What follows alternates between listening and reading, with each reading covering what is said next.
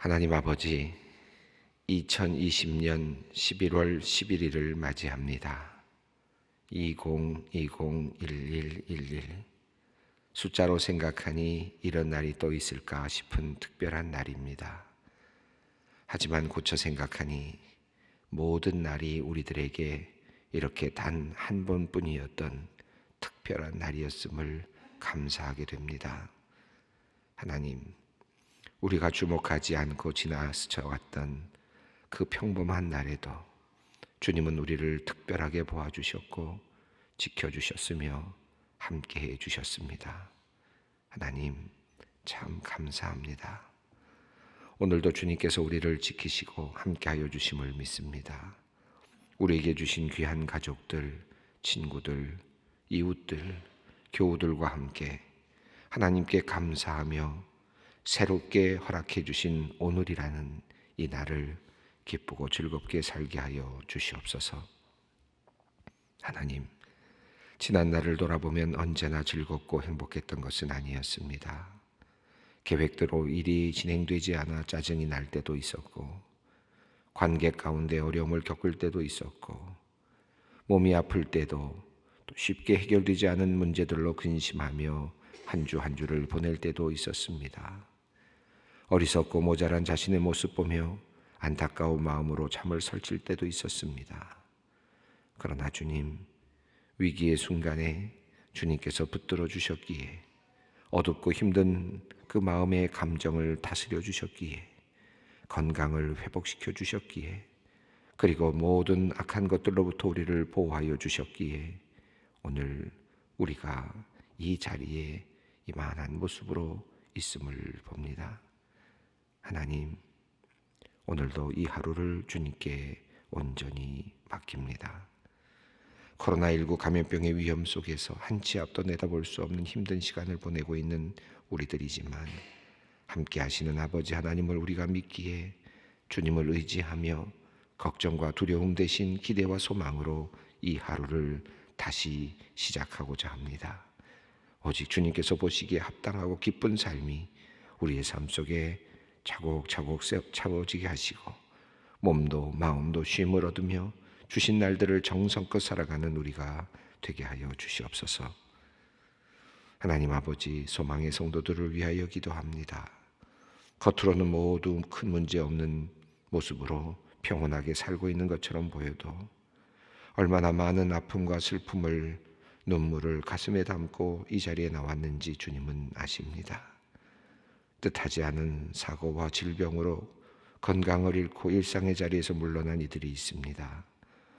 죄의 길인지 뻔히 알면서도 그 길을 걸었던 것을 후회하며 주께 회개하기 위하여 나온 이들도 있습니다. 진학, 취직, 승진, 결혼, 임신, 이와 같은 일들을 간절히 바라는 것이 이루어지지 않아 거듭 실망하며 고통 중에 주님의 이름을 부르고 있는 이들도 있습니다. 믿었던 사람에게 배신을 당해 물질적으로, 정신적으로 큰 타격을 입은 이들도 있습니다. 경제적인 어려움으로 힘든 시간을 보내며 소가리를 앓고 있는 이들도 있습니다. 가정 안에서 또 학교와 회사에서 틀어진 관계로 고통받고 있는 이들도 있습니다. 오랫동안 신앙생활했지만 아직도 가족들이 구원받지 않아 자책하는 이들도 있습니다. 주님, 누구에게도 내어놓을 수 없는 은밀한 사정을 주님께서 아십니다. 이 비밀스러운 우리의 고통 속에 우리 주님께서 함께 해주시고 함께 아파해 주시고 눈물을 닦아주시며 상한 마음 하늘의 위로로 덮어주시기를 간절히 기도합니다. 슬픔의 눈물을 기쁨과 감사의 눈물로 바꾸어 주시옵소서. 닫힌 문을 열어 주시옵소서. 홀로 일어서지 못하는 이들에게는 돕는 손길을 붙여 주시옵소서. 그들에게 새 마음을 부어 주시옵소서. 용서가 필요한 이들에게는 용서의 은혜로, 결단이 필요한 이들에게는 결단의 은혜로, 지혜가 필요한 이들에게는 지혜로 길을 열어 주시옵소서. 무엇보다도 믿음을 더하여 주시옵소서. 그들이 삶의 고난을 잘 이겨내게 하시고 주께 부르짖을 때 삶의 문제들이 해결되는 은혜를 경험케 하여 주시옵소서. 하나님 아버지, 소망교회와 한국교회를 위하여 기도합니다. 교회에 나가는 것이 자랑스러웠던 때가 있었는데 지금은 부끄럽게도 세상 사람들의 질타와 비난을 받는 처지가 되었습니다. 한국교회를 거룩하게 지켜내지 못한 우리의 죄를 회개합니다. 교회의 부끄러운 모습을 보고 많은 사람들이 상처받고 교회를 떠나 방황하고 있음을 봅니다. 하나님, 우리가 주님의 말씀을 온전히 지켜내지 못했기 때문입니다. 입술의 고백과 삶의 모습이 일치하지 않았기 때문입니다. 하나님, 우리에게 다시 한번 일어설 수 있는 기회를 허락해 주시옵소서. 주님이 교회에 맡기신 사명을 우리가 다시 새기고 온전히 지켜내기 위해 노력하며 변화로서 증명하게 하여 주시옵소서. 세상보다 더욱 철저한 잣대로 스스로를 돌아보는 교회가 되기 원합니다. 그리하여 우리의 모습이 하나님을 기쁘시게 하고 사람들에게 감동을 줄 수 있게 하여 주시옵소서. 특별히 소망교회를 기억하여 주시옵소서. 소망교회가 하나님의 영광을 지키기 위해 앞서 나가는 교회가 되기 원합니다. 높이 올라가는 것이 아니라 낮게 내려가는 것으로 주님을 닮게 하여 주시옵소서. 많은 사람들이 모이는 것으로서가 아니라 거룩함과 흠이 없는 것으로 주님을 닮게 하여 주시옵소서. 많은 물질로 부러움을 사는 것이 아니라 많은 것을 내어놓는 것으로 칭찬받게 하여 주시옵소서. 회개와 변화가 더 이상 구호로 끝나지 않을 수 있도록 우리에게 결단과 실천의 은혜를 허락하여 주시옵소서. 이제 하나님의 말씀 앞으로 나아갑니다. 오늘도 말씀을 통해 우리가 해야 할 일들을 깨닫게 하여 주시고 하나님 나라의 확장이 우리에게 그 무엇과도 바꿀 수 없는 기쁨과 감격이 되게 하여 주시옵소서. 우리 주 예수 그리스도의 이름으로 기도드리옵나이다. 아멘. 오늘 말씀입니다. 사도행전 10장 34절로 43절 말씀, 사도행전 10장 34절로 43절 말씀 함께 봉독하겠습니다. 베드로가 입을 열어 말하되 내가 참으로 하나님은 사람의 외모를 보지 아니하시고 각 나라 중 하나님을 경외하며 의를 행하는 사람은 다 받으시는 줄 깨달았도다. 만유의 주 되신 예수 그리스도로 말미암아 화평의 복음을 전하사 이스라엘 자손들에게 보내신 말씀 곧 요한이 그 세례를 반포한 후에 갈릴리에서 시작하여 온 유대에 두루 전파된 그것을 너희도 알거니와 하나님이 나사렛 예수에게 성령과 능력을 기름 붓듯 하셨음에 그가 두루 다니시며 선한 일을 행하시고 마귀에게 눌린 모든 사람을 고치셨으니 이는 하나님이 함께 하셨습니다. 우리는 유대인의 땅과 예루살렘에서 그가 행하신 모든 일의 증인이라. 그를 그들이 나무에 달아 죽었으나 하나님이 사흘 만에 다시 살리사 나타내시되 모든 백성에게 하신 것이 아니요 오직 미리 택하신 증인 곧 죽은 자 가운데서 부활하신 후 그를 모시고 음식을 먹은 우리에게 하신 것이라.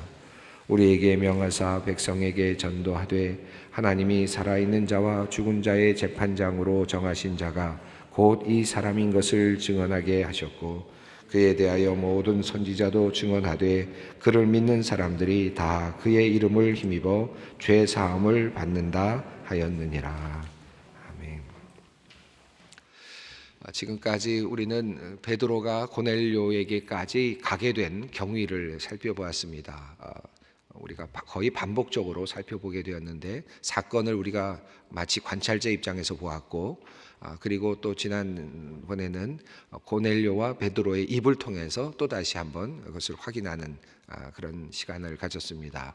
자, 오늘은 이 베드로를 통하여 이제 이방인들에게 특별히 고넬료와 가이사랴에 있는 식구들, 친구들에게 이제 선포되는 하나님의 복음, 하나님의 말씀입니다.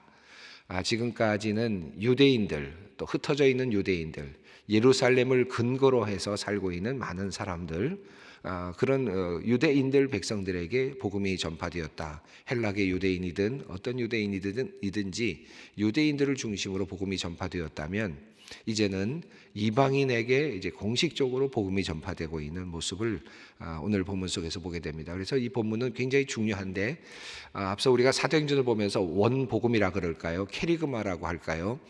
초대교회 교인들은 무엇을 선포했고 무엇을 믿었는가? 우리는 과연 지금 무엇을 믿고 있는가? 예수를 믿는다는 것이 무엇인가? 이 질문을 계속해서 하게 되고 그 질문에 대한 대답을 우리가 계속해서 초대교회의 그 선포된 말씀을 통해서 우리가 다시 한번 확인하고 있지 않습니까? 아주 간단한 말씀부터 시작해서 조금씩 늘어나면서 보충되면서 또 보다 더 정교해진 그 복음의 내용, 그들의 고백의 내용, 믿음의 내용들을 살펴보았죠. 오늘 이 본문도 굉장히 중요한 의미를 갖고 있습니다.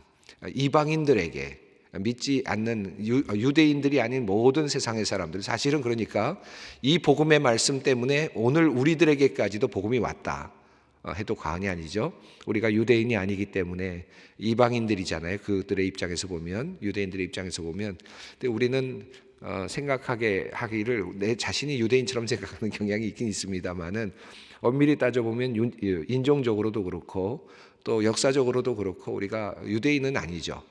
그런 면에서 우리는 이방인입니다. 이방인인 우리에게까지, 이 나라에까지, 이 조용한 아침의 나라, 이 동방에까지 복음이 전파되게 된 그 출발점, 복음의 그 출발점이 어디냐? 바로 이 가이사랴에 있는 고넬료의 이 집에서 선포된 베드로의 선포의 말씀. 그런 의미에서 굉장히 중요한 말씀이라고 할 수 있겠습니다. 또 한편으로는 이방인들에게 어떤 전략을 가지고 복음이 전파되었는가? 어떤 전략으로 어떤 하나의 하나의 형태로 모든 사람들에게 복음이 전파되었는가 하는 것을 또 살펴볼 수 있겠습니다. 자, 34절부터 이제 복음이 선포되는데 먼저 34절을 읽어보겠습니다. 베드로가 입을 열어 말하되 내가 참으로 하나님은 사람의 외모를 보지 아니하시고. 이 첫 말씀이 어마어마한 말씀입니다. 여러분, 이 말씀, 베드로가 입을 열어 말하되, 이제 베드로가 설교를 시작했다, 복음을 전파하기 시작했다라고 하겠죠.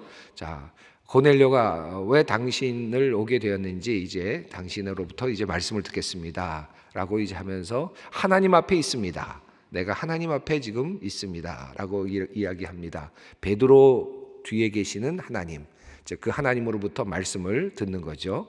그래서 베드로 뒤에 계시는 하나님, 베드로와 함께 계시는 그 하나님의 음성을 듣기 원하는, 그래서 꿇어 앉아 있는 그 고넬료와 가족들에게 이제 복음이 선포되는데 베드로가 입을 열어 선포하기 시작했습니다. 내가 참으로 하나님은 사람의 외모를 보지 아니하시고. 이 외모를 보지 않는다는 말은 잘생겼나 못생겼나 하는 것을 본다라는 뜻이 아니라, 왜 왕궁 같은 데 이렇게 가면 옛날 사극이다 이런 걸 보면은 고개를 숙이고 감히 신을 위에 있는 분을 보지 못하죠. 왕을 쳐다보지 못하지 않습니까? 눈을 마주치지 못하죠.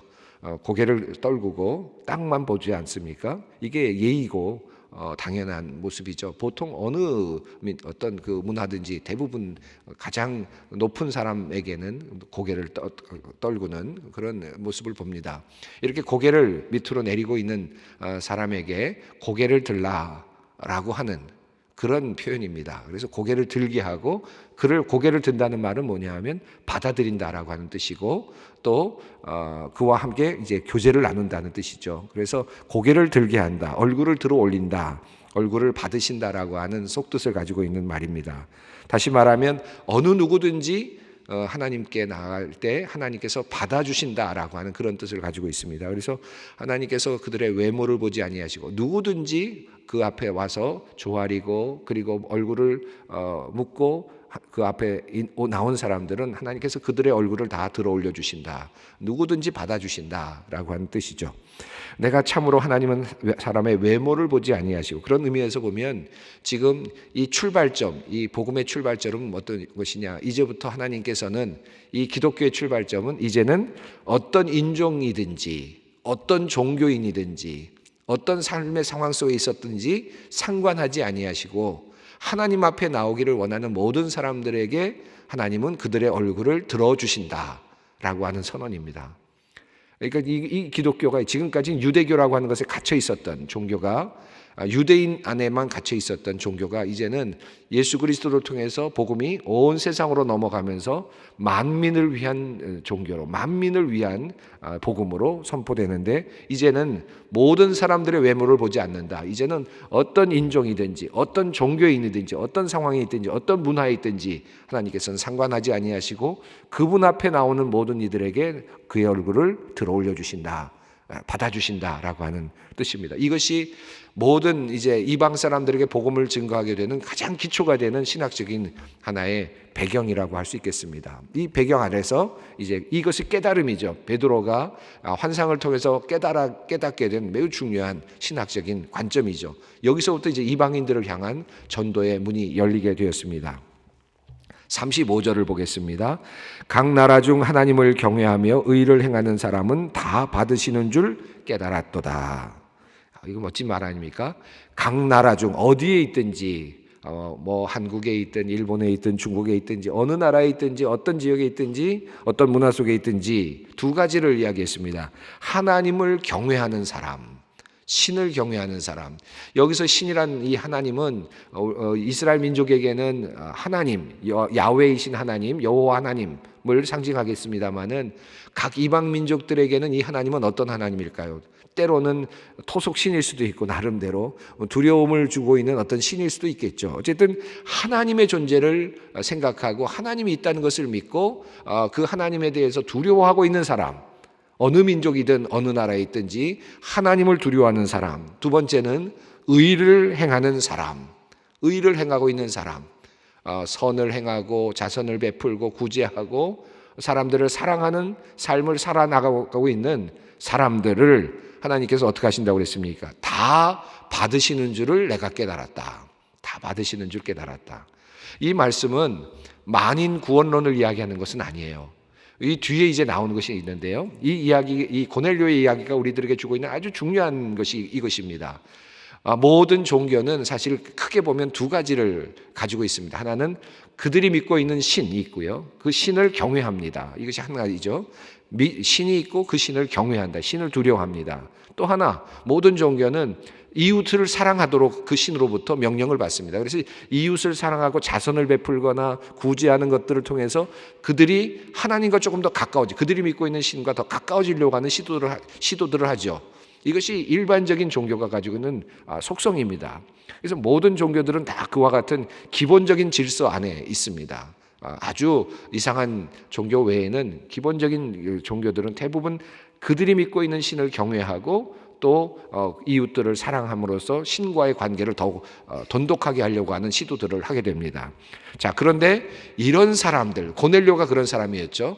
앞서도 계속 여러 번 나왔습니다만 그는 하나님을 경외하는 자요, 그리고 사람들에게도 칭찬을 받는 사람이었습니다. 그러니까 종교인이었습니다. 자, 이 종교인들을 어떻게 하시느냐? 하나님께서 다 받으신다.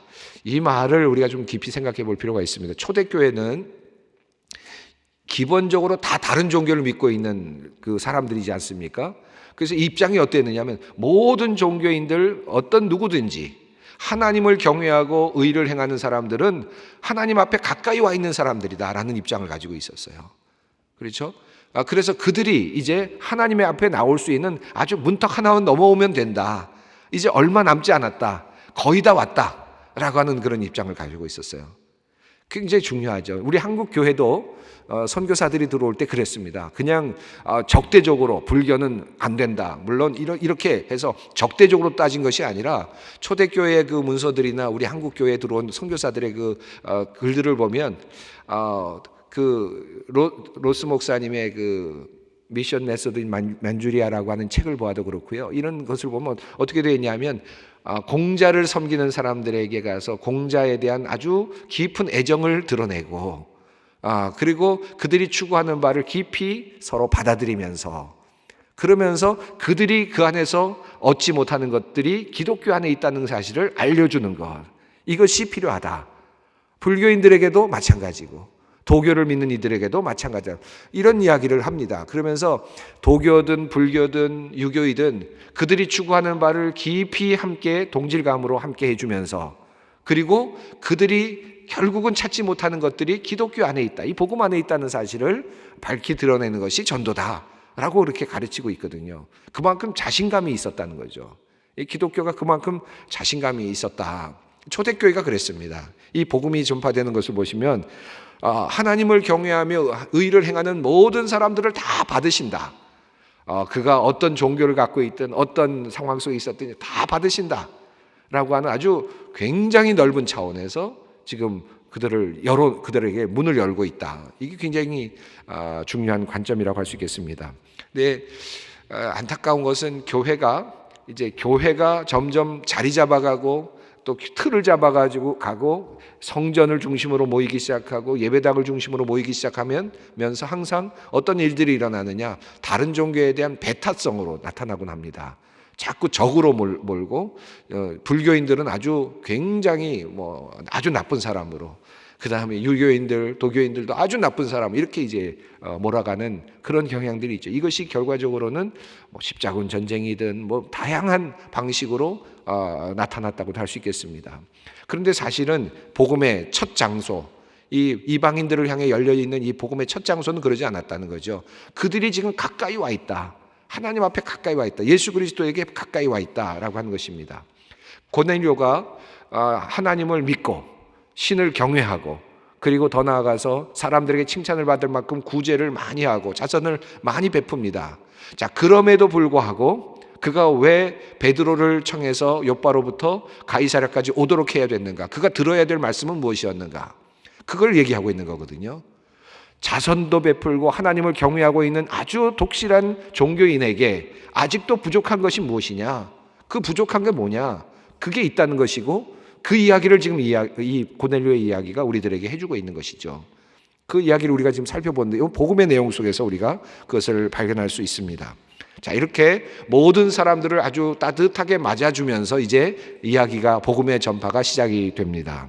자, 그러면 이제 뭐가 다르냐? 너에게 있어야 될 게 뭐냐? 이제 너에게 부족한 것이 무엇인가를 가르쳐 주는데 36절 이후부터는 캐리그마라고 하는 것으로 우리가 학자들이 많이 이야기하는 부분입니다. 초대교회가 가지고 있었던 복음, 그 복음의 핵심 내용이 뭐냐? 이 이야기를 담고 있습니다. 36절 읽어보겠습니다. 만유의 주 되신 예수 그리스도로 말미암아 화평의 복음을 전하사 이스라엘 자손에게 보내신 말씀, 이렇게 되었습니다. 만유의 주 되신 예수 그리스도. 자, 여기서 벌써 한 가지 중요한 것이 나왔죠. 너희가 어떤 신을 믿고 있었든 어떤 종교인이었든지 간에 이제 너희가 알아야 될 매우 중요한 사실이 있다. 그것은 무엇이냐? 만유의 주, 모든 것들의 주인이 되시는 분이 있는데 그분이 누구시냐? 예수 그리스도이시다 라고 하는 것입니다.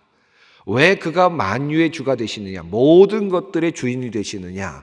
어떤 신들보다도 뛰어난 신이 되시느냐 하는 이야기를 이제 하고 있는 거죠. 자, 만유의 주 되신 예수 그리스도를 통해서 그러면 우리가 어떤 것을 얻었느냐? 만유의 주 되신 그리스도, 이것은 이제 앞으로 더 설명이 되어야 되겠지만 우선 선포가 일어나고 있습니다. 만유의 주 되신 예수 그리스도를 통해서 우리에게 주어진 하나의 유익은 무엇이냐? 평화가 왔다는 것입니다. 평화의 복음을 전하셨다. 만유의 주이신 예수 그리스도를 통해서 우리에게 주어진 그 선물은 평화입니다. 에이레네입니다. 평화, 샬롬입니다. 이 샬롬이 우리들에게 도래했다. 그 샬롬의 도래, 예수 그리스도를 통해서 이 땅에 샬롬이 왔다라고 하는 것이 복음이다 거예요. 그 만유의 주 되신 예수 그리스도를 통해서 샬롬이 우리에게 왔다라고 하는 것이 복음인, 짧은 복음이라면 그것이 누구에게 먼저 전달됐느냐? 이스라엘 자손들에게 전달됐다라는 것이죠. 그 말씀, 로고입니다. 로고스입니다. 이 말씀. 자, 곧 그 말씀은 어떤 말씀이냐 하면, 자, 이 평화를 만들어내는 이스라엘 백성들에게 평화를 주시는 이 말씀의 구체적인 내용은 바로 이것인데, 곧 요한이 세례를 반포한 후에 이 누가복음을 또 따라 내려오는 이 흐름, 또 마가복음의 흐름도 마찬가지인데, 이 캐리그마가 어디서부터 출발하느냐면 세례 요한의 세례부터 시작을 합니다. 그래서 요한이 세례를 반포한 후부터 이 세례가 이제 연결이 되는 건데요. 결국은 기독교는 세례를 받는 종교이기 때문에 이 초대교회의 세례 요한서부터 시작을 합니다. 요한이 세례를 반포한 후 갈릴리에서 시작하여 온 유대에 두루 전파된 그것을 너희도 알거니와. 이제 이거 복음이죠. 그러니까 세례 요한 이후에 갈릴리로부터 시작해서 온 유대에 두루 전파된 그게 복음입니다. 그 내용. 그래서 여기서 전파된 것은 레마입니다. 로고스가 넘어서서 레마의 말씀, 증언하는 말씀, 살아있는 말씀, 이 말씀이 너희에게까지 들렸다는 것인데, 그 말씀이 무엇이냐? 복음의 핵심 38절 있습니다. 하나님이 나사렛 예수에게 성령과 능력을 기름 붓듯 하셨음에 그가 두루 다니시며 선한 일을 행하시고 마귀에게 눌린 모든 사람을 고치셨으니 이는 하나님이 함께 하셨음이라. 복음, 우리가 믿는 복음은 예수 그리스도께서 이 땅에 오셨고 그분이 하나님과 함께 계셨다. 하나님께서 그와 함께 계셨고 그래서 놀라운 일이 이 땅에서 일어났다는 것을 우리가 믿는 것이다. 성령과 능력을 하나님께서 그에게 부어주셔서 선한 일을 하시고, 여기서는 하나님의 일을 하시는 것으로 이해하시면 좋겠습니다. 마귀에게 눌린 모든 사람을 고치시고 이렇게 하셨다는 것입니다.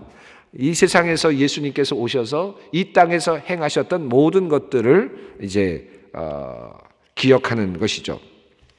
이 모든 것들에 대한 기억.